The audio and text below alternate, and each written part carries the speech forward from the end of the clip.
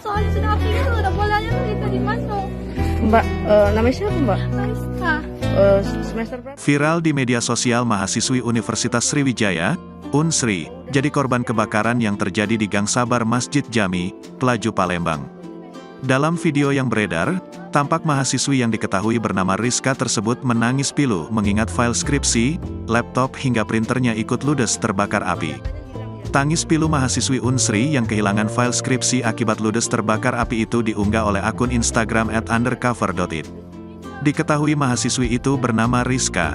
Ia bercerita sambil menangis tentang kejadian tragis yang dialaminya sebagai salah satu korban kebakaran di Pelaju, Palembang. Semua data kuliah hilang, KTP juga ludes terbakar. File semua ada di laptop, tidak sempat menyalin file skripsi, ujarnya. Mudah-mudahan nanti Allah kasih jalan ya, kemudahannya ya. Yang sabar ya Mbak ya. Yang sabar, tabah, mudah-mudahan Allah kasih jalannya nanti. Allah kasih bab berapa nyusunnya? Terima kasih sudah nonton.